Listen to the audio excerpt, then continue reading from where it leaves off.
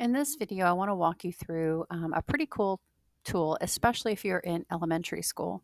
But it does have a lot of widgets, I think, that are helpful even in middle and high school. And it's called Classroomscreen. And there are two versions of it, free and premium. And the free version is what we're going to be looking at today. And Classroomscreen basically is just a classroom management tool that you can keep on your board at the front of the room and help with some pretty common tasks. And I want to walk you through what those look like. So we've gone to classroomscreen.com. We're going to click login, and we're going to log in with our Google account.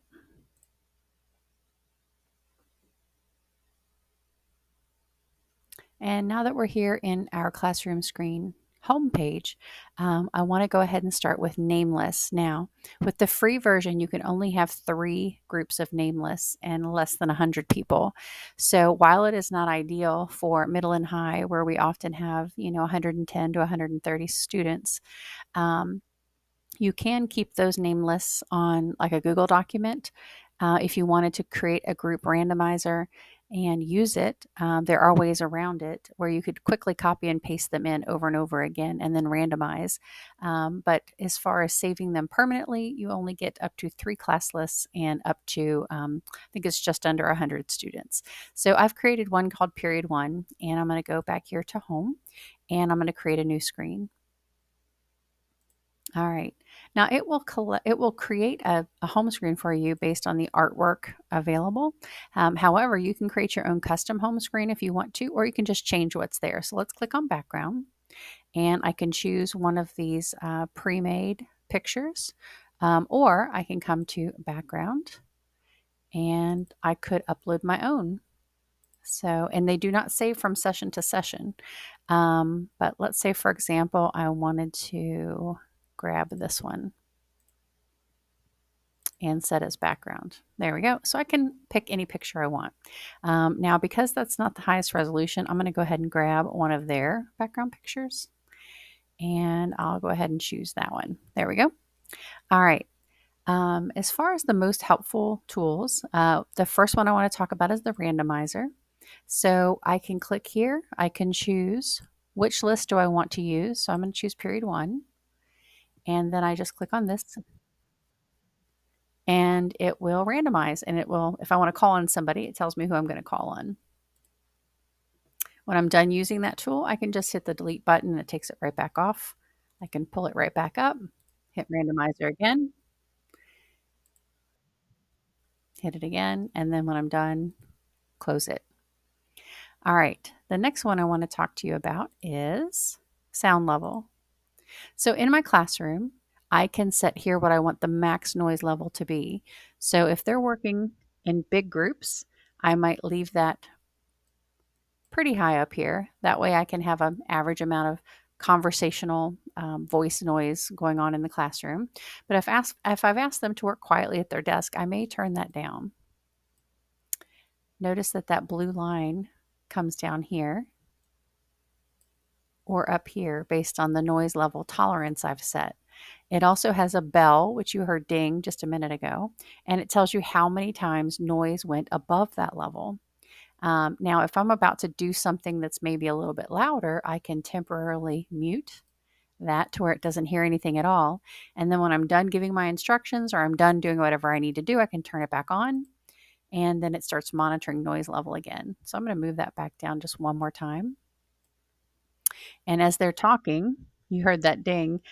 If it gets too loud, now you'll notice I'm still above in that red area, but you'll notice there's a countdown going on this little bell here. And I can also turn the bell off, and then it doesn't ding, but it does track how many times it went above the noise level that I set. If I don't need that on anymore, I can hit delete and turn it right back off. I can embed images on here if I wanted to. I could just go to settings, upload, grab a picture. I'll put my dog on there. There we go. Put him over to the side. So if you had a graph or a chart or something that was instructional that you wanted to include on your classroom dashboard for the day, you could pop that in there. All right. I can also include some text, some instructions like sit down, get out your journal and pen, and get to work. And then I can move that over to the side there. And you can do some basic editing up here with your text. I'm going to delete that, take it back off. I can also get a small drawing board here and draw something. There we go. And if I wanted to, I can make that nice and small and click off of it and move it out of the way. All right, as far as work symbols, if I'm in my classroom and I want silence, I can use that. If they're allowed to be kind of at a whisper volume, they're allowed to kind of talk quietly in their groups, I could have that. If I ask a neighbor where maybe they're allowed to be a little bit louder or what should they be doing right now? And then we have work together for group work. So this is just a visual signal up on your board for what currently should be going on in the classroom right now. Again, I can delete that out if I don't need it anymore. Another common tool that teachers use is traffic lights. So in my classroom, if it's red, maybe that means all mouths are closed and we are working on our work, whatever it is I've assigned them to do. If it's yellow, maybe that means they're allowed to have their earbuds in, working independently if they would like.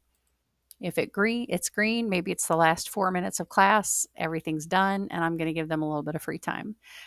Or if, whatever meaning you want to assign to the traffic light, you can use the traffic light tool. The timer is, you can basically go up or down on any of these. And I'm going to go down here to just 1 minute. And what this does is when you hit start, you'll see visually this little circle starts to go away. And it's just a way for them to visually kind of see how much time they have left in the activity they're supposed to be doing. I'm going to hit stop there.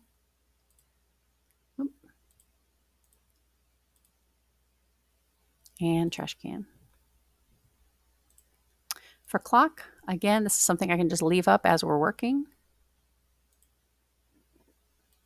Calendar, same thing. If I just want them to know what today's date is and what day it is.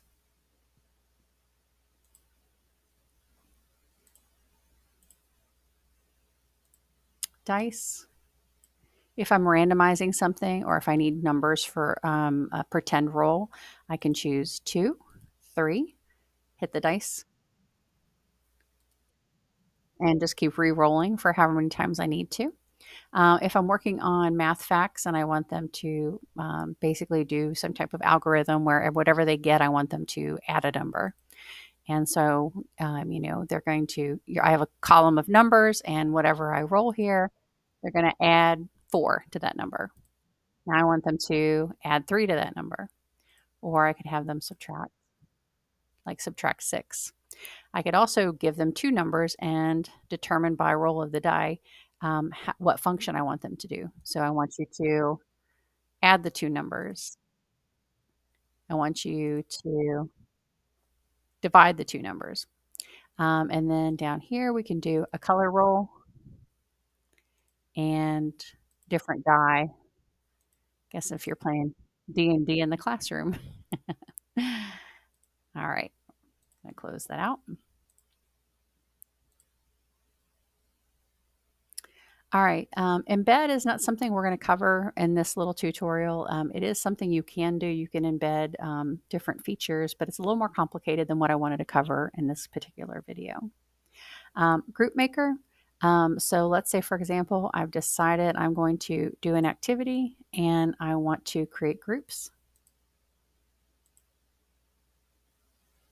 I just click on create groups and it will automatically randomize my students into groups. If I'm not really happy with how that turned out, I can shuffle them,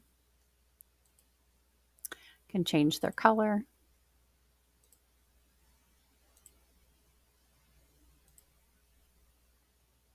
And of course, I can always go to settings and change the number of groups. Maybe I just want 2 groups. Here we go. I'm going to shuffle them into 2 groups. There we go. So again, it uses that list, that rostered list that we created at the very beginning.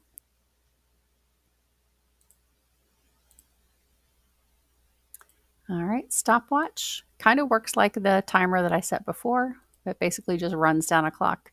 I'm sorry, in this case, runs up a clock. So if I want to see how long does it take to complete this activity, we can use the stopwatch function.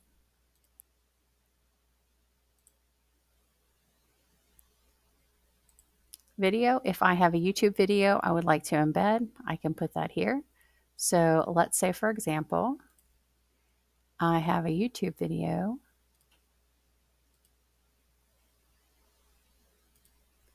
on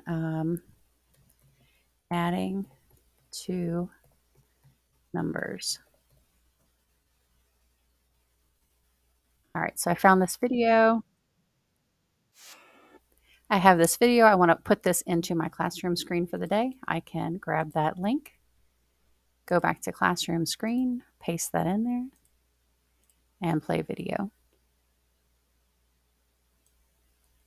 I can put it wherever I want for the day. So again, it's just a way to organize my materials for the day.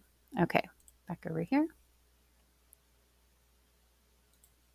One more timer we're going to look at. So this is the one that counts down visually again. Instead of having the large countdown on the right and the circle on the left, this one has like one big clock of 60 minutes. And I've set it for 10 minutes and it's now counting down.